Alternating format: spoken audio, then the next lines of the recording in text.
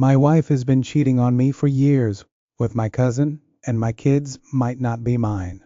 So I lost it and tore my family connections apart and built a new life. Hi, I'm Iris 28M, and I was married to Alexis 27F for 7 years, and we had twin boys named Rigel 6M and Corvus 6M. I work as a cybersecurity specialist, making about $127,000 a year, so our finances weren't lacking. Our home was inherited by me after I lost my parents 8 years ago in a car accident. They also left 2 life insurance policies worth $2 million with me as sole beneficiary. I met Alexis shortly after at a group therapy session for young adults who lost their parents. We started as friends, but began dating after a month of talking. I was finishing up my computer science degree while she finished her cosmetology license program. She wanted to open up her own salon with the money from selling her family home and a $500 life insurance policy. A few months into dating, Alexis's apartment lease was ending, and she asked if she could move in with me. I was hesitant at first, but I agreed in the end. I then graduated and landed a lucrative job at a large tech company. A couple months later, I proposed, and she said yes. We got married at the courthouse 5 days later because she couldn't wait to be my wife. Another red flag I ignored. I asked my cousin, Damien 27M, and my best friend Justin 29M to be our witnesses, and they both agreed. We got married and welcomed twin boys 9 months later. The birth of the twins is the first time I began to suspect my wife was unfaithful. You see, I'm Black Korean and Alexis is white. My cousin, Damien, is white Korean. That's important for later. So when the babies came out looking Korean white, I was confused, but shrugged it off, because you know how Punnett squares show how you can inherit certain things from each parent.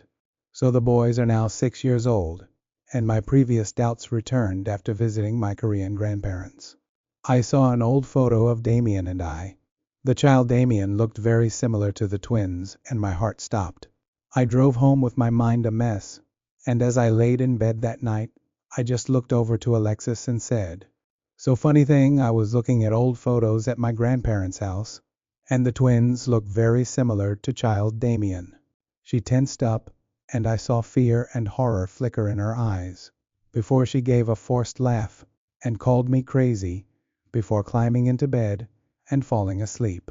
I laid there staring at her, before reaching over and booking an appointment at a clinic to get a paternity for the twins and I. Luckily, we kept our finances separate, so any charges won't be noticed on her end. 2 days later, I took the twins to get our cheeks swabbed for the paternity test, and took them out for ice cream afterwards. The wait was torture because I didn't know what would if they weren't mine. 2 weeks later, I received the email with the results PDF attached. 0% chance of paternity, but it showed that we shared some relation as cousins. I traveled home on autopilot. When I arrived home, nothing but fury was burning in my chest. I told Alexis we needed to talk about the boys tomorrow while they were at school. But what she didn't know was that Damien was going to be there as well. So once I had them at the table, I asked, "So do y'all have something to tell me?" They both stayed silent and just between each other and said no. I couldn't help but laugh.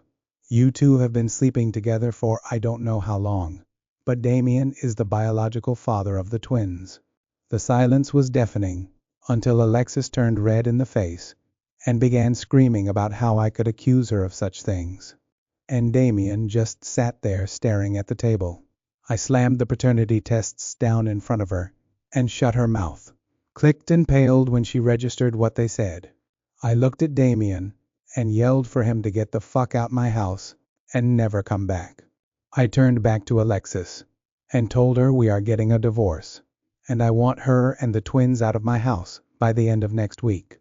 She started wailing, but I ignored her and packed all my essentials before heading to Justin's house. When he let me in, I started sobbing and told him everything that happened.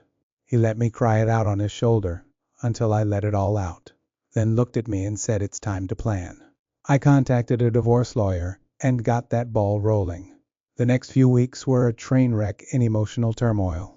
I was getting calls from friends and family, yelling, accusing me of being a terrible person, and I need to forgive them because they are my family. I cussed out everyone, blaming it on me, and tore into them until they hung up and I blocked their numbers.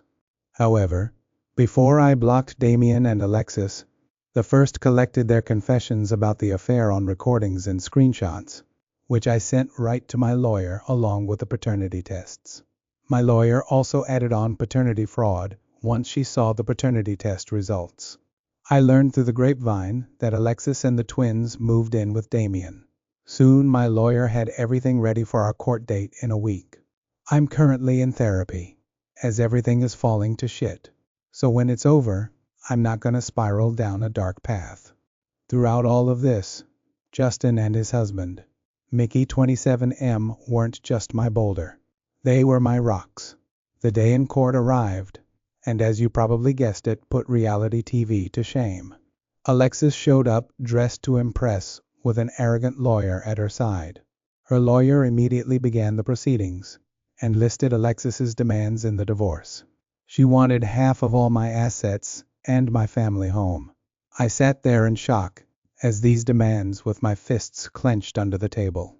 But when it was my lawyer's turn, she showed our evidence folder, and as she revealed everything, Alexis and her lawyer started looking green, while the judge's eyes became narrow as she gazed upon them.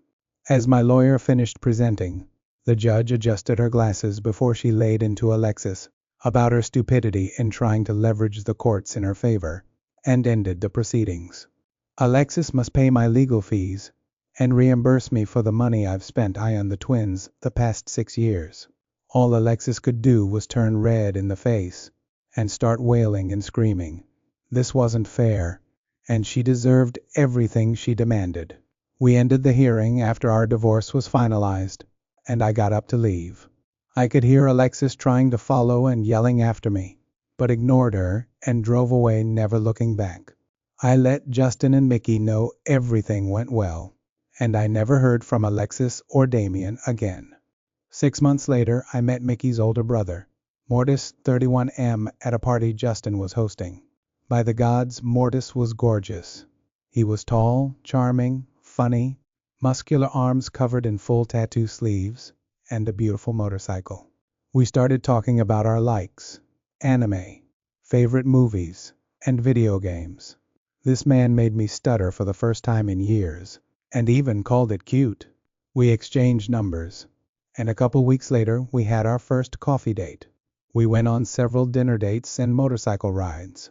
Before I told Mortis about my previous relationship, he just hugged me and kissed my forehead. I looked into his eyes full of love and kissed him hard, and one thing led to another, and in the morning I was laid in his bed with him spooning my naked and sweaty body as I fell in love.